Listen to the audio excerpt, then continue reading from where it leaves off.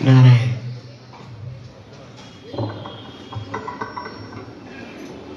बोलिए सद्गुरुदेव भगवान।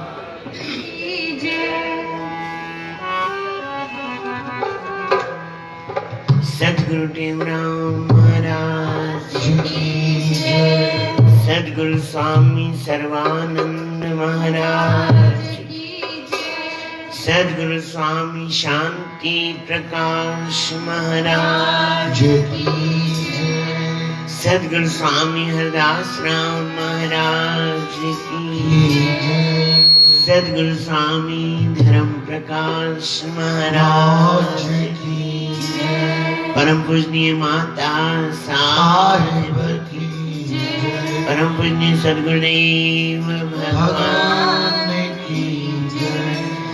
स्वामी किशोर प्रकाश महाराज की जय।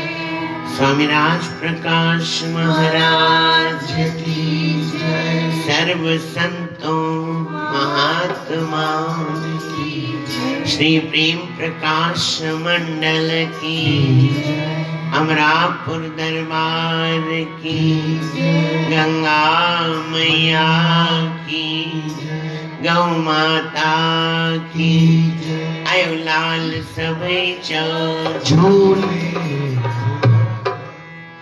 आज मेले का दूसरा दिन, तीसरा सत्संग। 27 घंटे ट्रेन लेट हो गई। 14 घंटे ट्रेन लेट हो गई। आने की तो जल्दी सोची थी। कहते ना, जो सोचते हैं वो होता नहीं है, क्योंकि वो हमारे हाथ में नहीं है। हम सोचते कुछ और है, होता कुछ और है। जब हमारी डोरी उसके हाथ में है, हम उसकी कठपुतलियां हैं। जैसे नचाए वैसे नाचो। सोचा था कि आगरे से जल्दी पहुंच जाऊंगा, पर उसी टाइम पे पहुंचा जिस टाइम पे सब प्रेमी पहुंचे, मैंने आधा घंटा पहले। तो ट्रेन घुमाने वाली थी। जो शहर नहीं देखे थे उनके दर्शन कराए, क्योंकि भोपाल नहीं आना होता, विदिशा नहीं आना होता, बीना नहीं आना होता, तो मथा टिकाती आई सब जगह। कोई बात नहीं, जो बनावे ईश्वर तुम ताहि, पर होता नहीं है ऐसा। गालियां तो दस देंगे, ट्रेन वालों को भी, रेलवे को भी, और अपने को भी। कौन सी ट्रेन में बैठे, क्योंकि देखो 16 शिक्षाओं में गुरु महाराज ने सब कुछ लिख दिया है। और वो शिक्षा जब याद आए, गाते तो हर रोज है, सुनते भी हर रोज है, याद भी है। जब याद आए, याद तो है ही, पर उस वक्त वो बात याद आ जाए। कहते ना, बात की कीमत तब होती है जब वो बात उस वक्त याद आती है। अब सत्संग की दीदी बात कर रहे थे, सत्संग तो सुना सबने है, सुनते भी हैं, और काफी टाइम से सुनते आ भी रहे। पर जब वो बात सामने आए, नजारा सामने आए, तो बात पता चले कि नहीं, ये तो पहले सुन चुके हैं। तो जीवन में ऐसी घटनाएं बहुत आती हैं। सोचा था इस बार पूरी संगत के साथ दोपहर को पहुंचेंगे और मेला शाम को शोभा यात्रा, या जैसे गुरु महाराज जी की आरती करके, कहते ना, होनी अनहोनी नहीं, होनी होए सब होए, सब लिखा हुआ है। हमारी सोच से भगवान नहीं चलता, या हम अपनी सोच से भगवान को नहीं चला सकते। श्री गुरु ग्रंथ साहब में भी लिखा है, औरे की औरी भाई, जो आप सोचते हो कुछ और ही होता है। तो जो संत महात्मा जिनको जानकारी है कि हमारे सोचने से, हमारे करने से, या हमारे कहने से कोई फर्क नहीं पड़ता। इसलिए उस परम पिता परमात्मा के हाथ में ही डोर सौंप देते हैं। जो करना है, जो कराना है, जो होना है, जो होने वाला है, ना हमें पता है ना आपको पता है। किसको पता है? किसको पता है? अब देखो, इतनी उसने लीला बना रखी है। ट्रेन में प्रेमियों को पहले ही बड़ौदा में बोला था, बाबा नाश्ता लेकर के चलना। अब ये थोड़ी पता था कि तुम पूरे रास्ते में वही खाओगे। भाई नाश्ता कितने बजे का नाश्ता करते हो? 10 बजे, 11 बजे की पूरा दिन? आधे रास्ते में खाना मिलेगा नहीं, तो अपनी तैयारी करके चलना। तो प्रेमियों ने भी खूब अपना थैले भर भर के सब लेकर के आए, और हमने तो ना लेके चले ना लेके आए, प्रेमियों ने खिलाया, हमने खाया। तो कहते ना, इसलिए सोचो वही जो हो सकता हो, जो हो सकता हो। सोचो उसके लिए जो आप कर सकते हो। सोचो उसके लिए जो हो सकता हो। सोचो उसके लिए जो आप कर सकते हो। आपके हाथ में, हमारे हाथ में कुछ भी नहीं है। एक बात है बस, वो हमसे होती नहीं।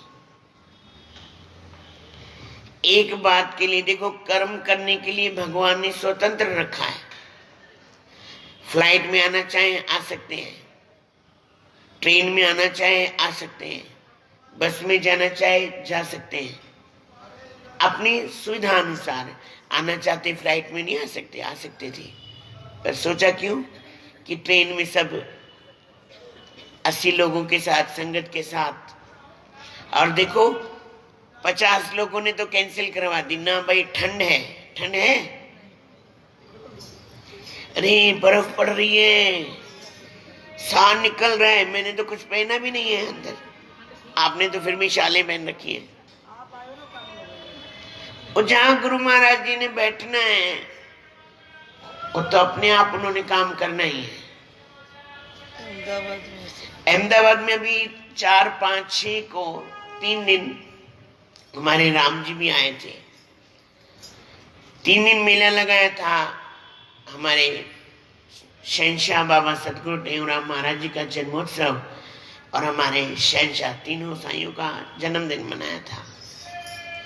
इतनी ठंड थी, इतनी ठंड थी। और बड़ौदा में, अहमदाबाद में समझो 10 साल के बाद ठंड आई है। मैंने शालें और स्वेटर जो दबा के रखे थे अलमारियों में, चलो भाई निकालो फिर से, क्योंकि ड्राइक्लीन करा के रखे थे। कब काम आएंगे? 10 साल में तो काम आए नहीं। तो वो सारे काम आ गए। चलो बाबा इस साल पहनो, नए साल फिर आएंगे। तो इतनी ठंड थी और सोच रहे थे अब इतनी ठंड है, खुला मैदान है, कैसे करेंगे। सोच रहे थे बीच बीच में आग भाई थोड़ा जला के, गर्मी पहुंचे प्रेमियों को। चाय का प्रबंध कर रखा था, यहाँ भी है, सुबह शाम चाय 9 से 12 तक, शाम को भी चाय। भाई चाय पी के बैठो, प्रेमियों को बोला था, थोड़ी गर्मी लगे। और 3 दिन ठंड कहाँ गायब हो गई पता ही नहीं चला। तीसरे दिन जब पलव का समय हुआ, प्रेमी लोग आए थे बड़ौदा से, 2-3 बसें आई थी। तो जैसे ए हवा का वहां भजन चालू हुआ और ऐसी हवा चली, पलव का टाइम था, बस पलव पड़ा और हवा, इतनी ठंड चालू हो गई। बोले 2 दिन तो कहाँ गायब, 3 दिन कहाँ गायब हो गई थी। बोले गुरु महाराज जी ने छिपा के रख दी थी। अभी भी ऐसा करेंगे, क्योंकि उनको पता है, माँ को पता है, गुरु को पता है उनके बच्चों को क्या चाहिए। हमें कहना नहीं पड़ता। अब माँ है, घर में नाश्ता बना के रखती है या खाना बना के रखती है, आप कहते हो क्या बना के रखना? उनको पता है सुबह नाश्ता देना है, चाय देनी है, जो चाय के साथ साधन है वो देने हैं, नाश्ते में ये भी देना है, ये भी देना। रात को तैयारी करके रखते हो कि नहीं? हमारे शहंशाह बाबा को पता है, वो जानते हैं। बच्चों को तकलीफ कहाँ, कौन माँ बाप बच्चों को तकलीफ होने देता है? पर दुख एक बात का होता है,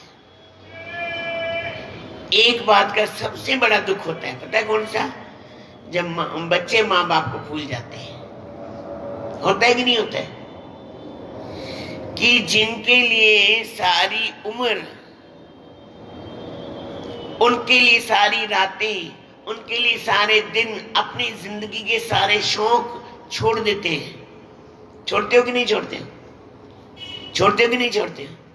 अपनी जिंदगी का हर एक क्षण किसके लिए जीते हो?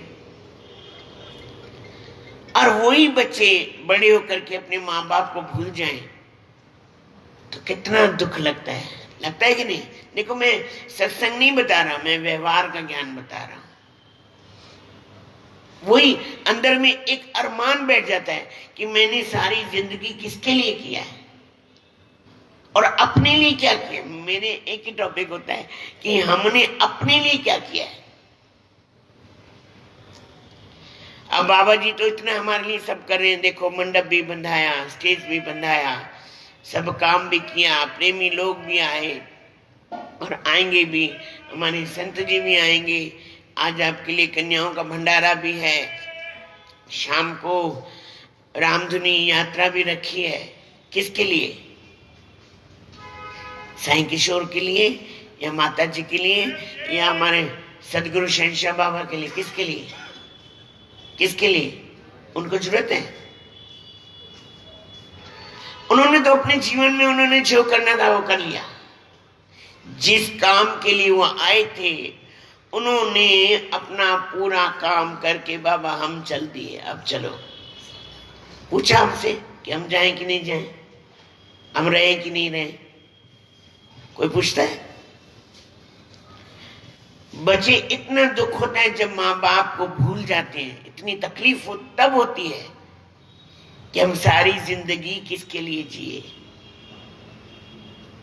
तब भी माँ बाप प्रकट नहीं करते हैं, बाहर नहीं दिखाते हैं, पर अंदर में तो एक घुटन सी महसूस होती है। क्यों? जिन्होंने हमें जीना सिखाया, जिन्होंने हमें एक एक क्षण कैसे अपना भाई वेस्ट न करके अच्छे से उसको बनाओ, बढ़िया चलो, ऐसा सिखाते हैं। आप खुद उस पर चल के सिखाया, ऐसे नहीं कि खाली उपदेश दिया, जीवन में करके दिखाया।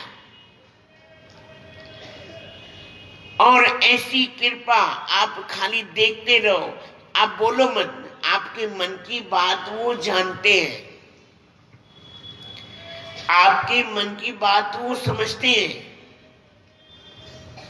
जो आप कहना चाहते हो सब जानते हैं, पूरा भी करते हैं। करते हैं कि नहीं करते हैं?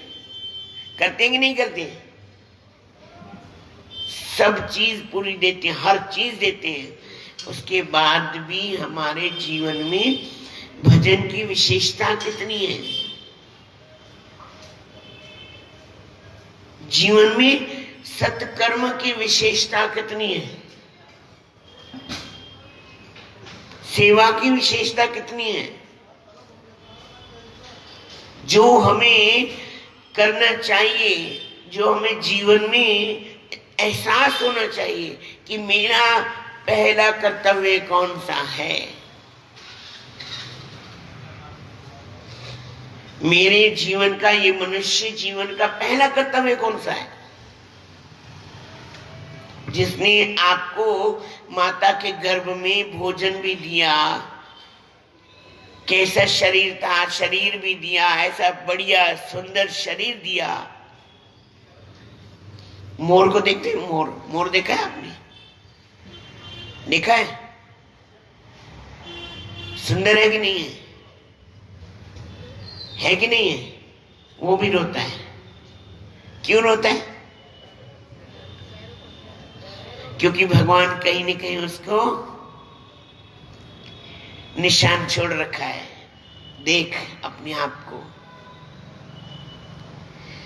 भगवान ने इतना सुंदर हमें मनुष्य दिया है, इतना अच्छा, इतना बढ़िया, पर उसमें कुछ और भी रख दिया है। मोह रख दिया, ममता रख दी, लोभ रख दिया, अहंकार रख दिया, क्रोध रख दिया। अब इससे निकल के दिखाओ। ये ना मकड़ी जाला बनाती है, इतना सुंदर, इतना सुंदर, इतना सुंदर। आप इतना सुंदर घर भी नहीं बना सकते, पर उस जाले से बाहर नहीं निकल सकती। क्यों? मकड़ी का जाला जिसने देखा, इतना बढ़िया आर्किटेक्ट है मकड़ी, उसके जैसे तो कोई घर नहीं बना सकता, कितना बड़ा भी इंजीनियर हो। और मकड़ी के पैरों में भगवान ने इतनी करामत रख दी है, पर वो उस घर में फंस करके रह जाती है, नहीं निकल नहीं सकती। निकलती कब है? निकलती कब है? जब उस घर को उसको तोड़ना पड़ता है, तोड़ करके वापस निकलती है, नहीं तो वही अटकी पड़ी रहती है। तो इस घरों को, ये जो 5 विकार हमारे अंदर में है, और ये जो ममता का विकार है, जो मोह का विकार है, ये ऐसा बनाया है, इतना मीठा है, इतना मीठा है, इतना मीठा है, आंसू तो निकलते ही हैं, पर अंदर ऐसे लगता है मेरा कलेजा कट रहा है। क्रोध भी छूट सकता है, लोभ भी छूट सकता है, विकार सारे, मोह का ये जो विकार। आपने गीता देखो, गीता शुरू कहां से हुई? श्रीमद् भगवद गीता, भगवान कृष्ण ने प्रथम अध्याय का नाम भी क्या लिखा है? अर्जुन विषाद योगो नाम अथ प्रथमो अध्याय।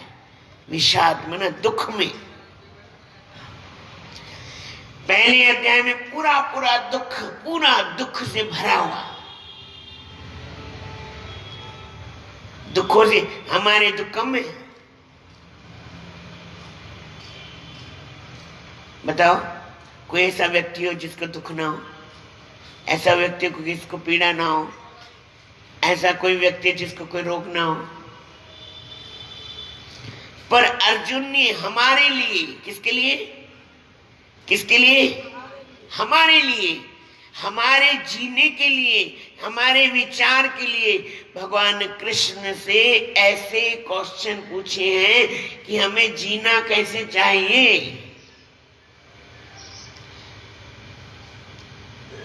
तीन चीजें उसमें विशेष बताई है, कर्म, है ना, योग और संन्यास। कैसे जीना चाहिए, जीने का ढंग क्या है, कैसे करें, कैसे रहें। घर तो है, मकान तो है, पर आप उसको गंदगी का ढेर बना दो। किसी का घर इतना छोटा होता है और इतना सुंदर होता है। आप चाहे कोई झोपड़ी देख लो, और झोपड़ी के अंदर जाओ तो लगेगा क्या शानदार। और किसी के बंगले में चले जाओ, और बंगले के अंदर चले जाओ, कमरों में चले जाओ, तो गंद भरा पड़ा रहता है। फायदा? तो जीने का ढंग कैसा होना चाहिए, रहने का ढंग कैसा होना चाहिए, खाने का ढंग, व्यवहार कैसा होना चाहिए, आचार विचार कैसा होना चाहिए। आप भगवान को क्या दे सकते हो, भगवान को क्या स्वीकार है, भगवान को क्या स्वीकार है, वो भी उसने खुल के बताया है। पत्रम पुष्पम फलम तोयम। किसमें राजी होते हैं भगवान? गुरु किसमें राजी होते हैं? सदगुरु किसमें राजी होते हैं? उनको क्या चाहिए? जीने का ढंग भगवान ने श्रीमद् भगवत गीता में खोल के रख दिया है कि अगर आपको कहीं और से ज्ञान न मिले, अगर आपको समझ में ना आवे, रास्ता समझ में ना आए, तो श्रीमद् भगवत गीता मैया से रास्ता ले सकते हो। क्योंकि श्रीमद् भगवद गीता मैया ऐसा ग्रंथ है, पूरे वर्ल्ड में जितने बड़े बड़े साइंटिस्ट, जितने बड़े बड़े विद्वान हुए हैं, सबने खोल के बता दिया भाई गीता जैसा ग्रंथ ही नहीं है। जीने का ढंग कैसा होना चाहिए वो। श्री प्रेम प्रकाश ग्रंथ पढ़ लो, श्री गुरु ग्रंथ साहिब जी पढ़ लो, रामचरितमानस पढ़ लो, श्रीमद् भगवद गीता पढ़ लो, श्रीमद् भागवत पढ़ लो, और उपनिषद, वेद, स्मृतियां, इतने सारे ग्रंथ किसके लिए लिखे हैं? किसके लिए? गुरु महाराज जी ने शांति के दोहे में लिखा है, या तो आत्म ज्ञान हो या हो पर उपकार, तेऊ जिसमें ये नहीं मानुष सो बेकार। या तो आत्मज्ञान के द्वारा, मतलब ज्ञान की प्राप्ति के द्वारा, या सेवा के द्वारा, परोपकार के द्वारा अपने मनुष्य जीवन को सार्थक बना सकते हो, कर सकते हो। ये दो साधन जिसको हम कहते हैं सेवा और सुमरन, सीधे अक्षरों में सेवा भी करो और सुमरन भी करो। सुमरन से क्या होता है? मन में शांति आती है, जो मन की वृत्तियां हैं वो शांत हो जाती हैं, और इस संसार में जीने का ढंग मिल जाता है। इसलिए गुरु महाराज जी, देखो संतों ने, एक संत नहीं, कितने भारत भूमि में ऐसे ऐसे महान संत हैं, एक एक की करनी है। ये मिट्टी है ना, ये मिट्टी नहीं है, ये हमारे रजकण है, आप पूरे शरीर भी लगाओ। एक हमारे संत जी हैं, स्वामी राजेंद्र दास जी महाराज, वो कहते हैं वृंदावन में जाते हो ना, क्या देखते हो? कमरा अच्छा होना चाहिए,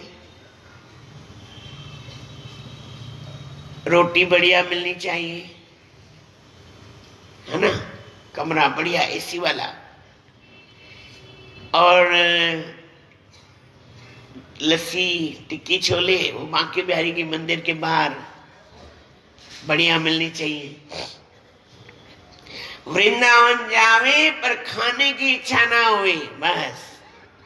कहते हैं वो महाराज जी के मुखारविंद से सुना था, वृंदावन की महिमा आपने वो बाहर से तो देखी है, पर अंदर से नहीं देखी। जिस दिन अंदर से देखोगे उस दिन आप ये बाहर सब आवरण हटा दोगे, छोड़ दोगे। भाई नहाओ, जमुना जी में नहाओ, कहते हो ना गंदा पानी है। जमुना जी कभी गंदी होती है, गंगा जी कभी गंदी होती है? गंदे कौन है? गंदा किसने किया है? गंदा किसने किया है?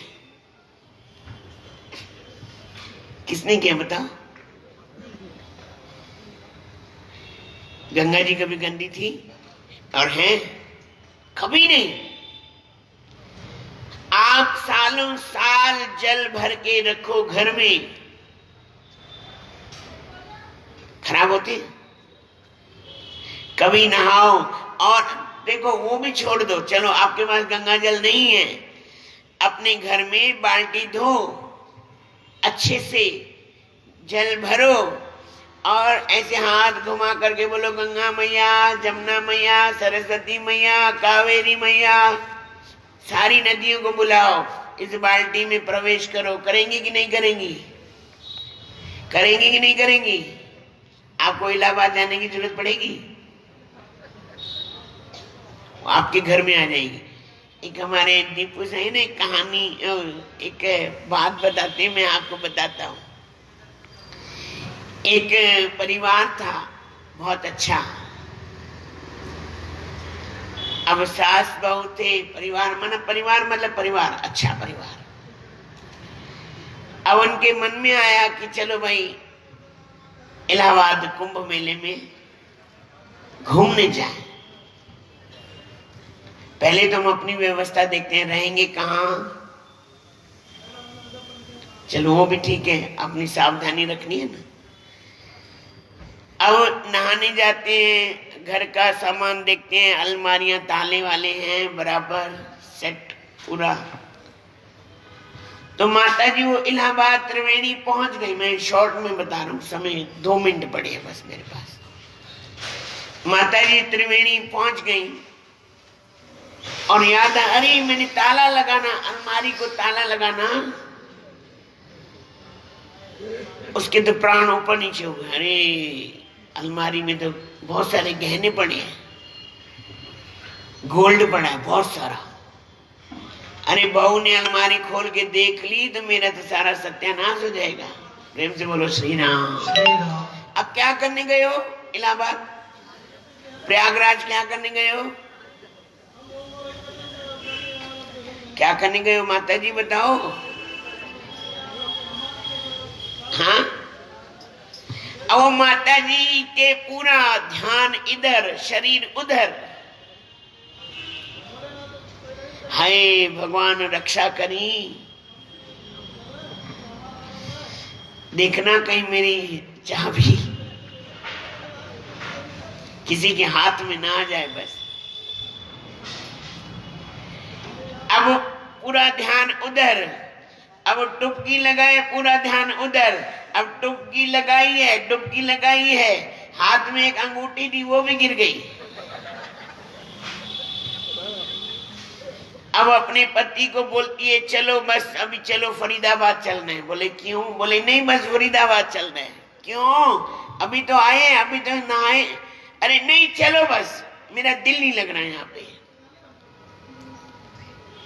अब उसकी बहू वहां घर पे बैठी है। बोले सास तो गई है नहाने, चलो मैं घर में ही नहा लेती हूँ। बाल्टी में गंगा जल डाला, हर हर गंगे हर हर गंगे हर हर गंगे, नहाई, नहा रही है। वो सोने की अंगूठी उसकी बाल्टी में आके गिरी है। वो जो उस माता की अंगूठी गिरी थी ना, वो इसकी बाल्टी में आके पड़ी। ठक की आवाज आई, देखी ये तो मेरी सास की अंगूठी है।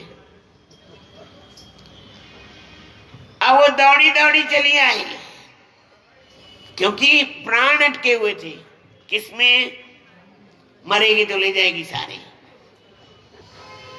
अलमारी भी साथ में ले जाएगी, बांध के दे देना, वहां जरूरत पड़ेगी ना। अब ये देखा अंगूठी सास की है, ये अंगूठी कैसे आ गई, बाल्टी में कैसे आ गई। अब ये ट्रेन में चढ़े, टिकट थी नहीं, जनरल डब्बे में चढ़े, धिक्का खाते खाते घर आके पहुंचे। रात को दरवाजा खोला, सास सामने। मम्मी आप कैसे आ गए? बोले बस बस बस मैं नहाई। अब आते ही तो चाबियां संभाल ली फटाफट, देखा लगी, हाँ लगी है। सामान देखा, सारा चेक किया, सामान पूरा है। चाबियां फटाफट जेब में डाल दी।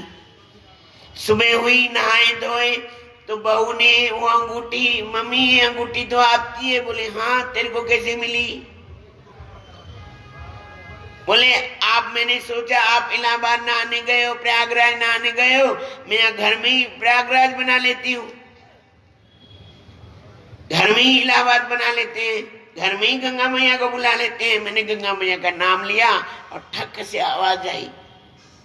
बोले सच्चा स्नान तो किसने किया? तो बताओ किसके लिए गए, किसके लिए गए? तो इसलिए कहते हैं भाई, मन के भाव हैं, जैसे जैसे मन के भाव रखोगे वैसा वैसा काम होगा, होगा आपकी भावना से। हम कितना भी व्याख्यान सुनाएंगे, कितना भी ज्ञान देंगे, कितनी भी आपको दृष्टांत सुनाएंगे, कितनी भी साक्ष्य सुनाएंगे, चलना और हमने भी है और आपने भी है। जैसी जैसी जिसकी स्थिति होगी वैसा वैसे अंत समय में उसके मुख से वही निकलेगा, तो पहुंच जाएगा। क्या निकलेगा? क्या निकलेगा? बोलो ना भाई। निकलेगा तो पहुंच जाओगे उसके धाम पे, नहीं तो फिर वही वापस वही आवागमन के, चलो बाबा फिर से कहीं जन्म लेना है। तो ऐसा काम तो करना नहीं है। मेले का काम यही होता है कि आपको बार बार, हम सबको बार बार याद कराया जाए कि हम क्यों आए हैं, हम क्यों आए हैं, किस लिए आए हैं।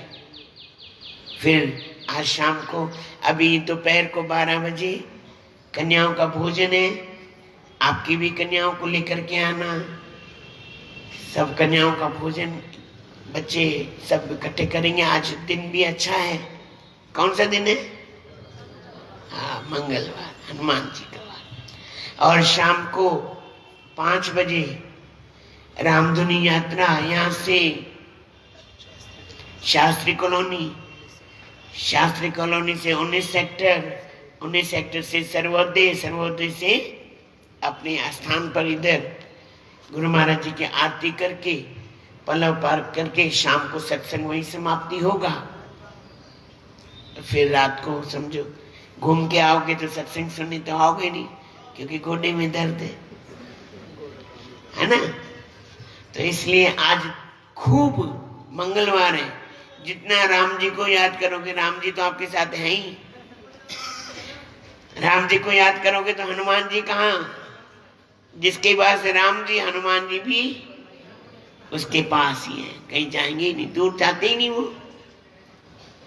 हम भले कितने दूर चले जाएं, वो हमसे दूर जा नहीं सकते, हमें गुरु छोड़ ही नहीं सकते। हम बाबा से पीछा छुड़ाना चाहें, बाबा जी छोड़ो हमें, नहीं रे, कैसे छोड़ेंगे।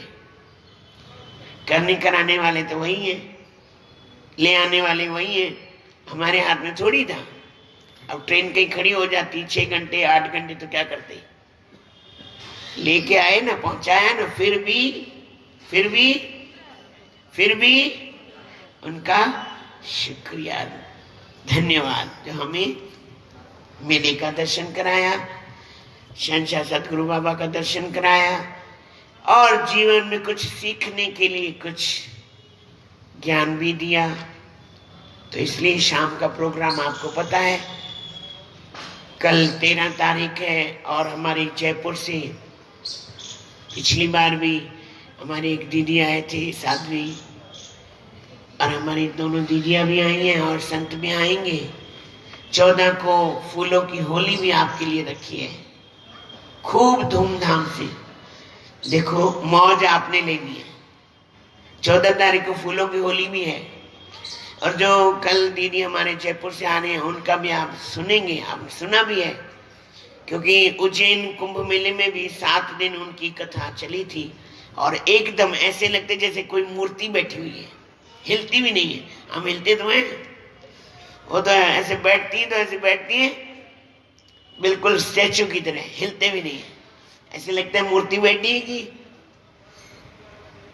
तो अच्छे से हमें मेले में कुछ ना कुछ अपने आप को साधने का, साधन करने का, साधना करने का कुछ ना कुछ लेंगे, जीवन में चलने का सीखेंगे, ढंग सीखेंगे। कुछ ना, अगर एक भी बात हमारे अंदर में आ गई तो हमारा जीवन और ये मेला धन्य है, ये मेला धन्य है और धन्य ही रहेगा। कल इधर ही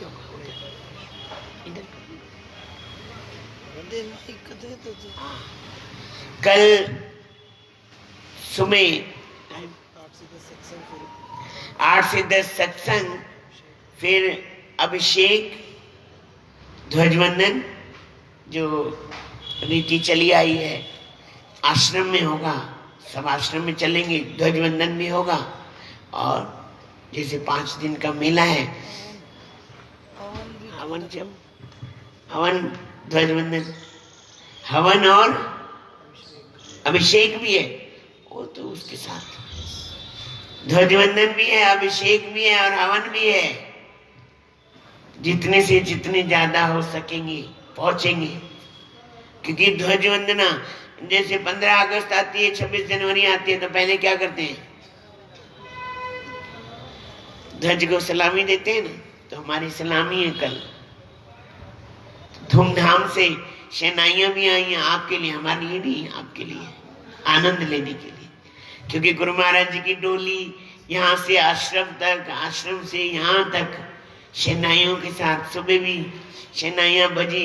बोलते ना मंगल कार्य होता है तो घर में शहनाइयाँ बजती हैं घर में, और बजनी भी चाहिए। जिस घर में शहनाई नहीं बजती वो घर क्या। तो ये शहनाइयाँ भी आपके लिए आनंद लेने के लिए है। शाम को 5 बजे आश्रम के बाहर सब मिलकर के रामधुनी गाते हुए मस्ती मौज में धीरे धीरे यात्रा आगे बढ़ाएंगे। 7:30 में जितना भी समय लगेगा, 2 घंटा या जितना भी लगेगा, धीरे धीरे यहाँ पहुंचेंगे। गुरु महाराज जी की आरती होगी और यहाँ पे पलव होगा। रात का आज का सत्संग यहाँ पे समाप्त। फिर कल सुबह और एक व्यवस्था और भी है। 5 दिन रात को भंडारा रखा हुआ है जो हमारे आश्रम में होगा सबके लिए। जो भी प्रेमी आएंगे सबके लिए आम भंडारा रखा है, तो वो जरूर ग्रहण करेंगे, क्योंकि भंडारे में भी बहुत कुदरत है। हमारे शहंशाह सिंह फिर में 5 दिन है तो थोड़ा थोड़ा बताता रहूंगा आपको भंडारे की मर्यादा, भंडारे में क्या है और कैसी उस पर कृपा। घर में भी नहीं बना सकते आप, ऐसा तो बना सकते हो क्योंकि वाइब्रेशन, ऊर्जा, सब कुछ उसमें गुरु महाराज का आशीर्वाद, कृपा उसमें बसती है। तो सबको मेरी हाथ जोड़ करके विनती है, आम भंडारा 5 दिन आपके लिए रात को भी है। सबने मिल करके इकट्ठे भोजन भंडारा खाना है। आओ अभी गुरु महाराज जी की आरती करेंगे और सत्संग की समाप्ति फिर शाम को जल्दी से जल्दी।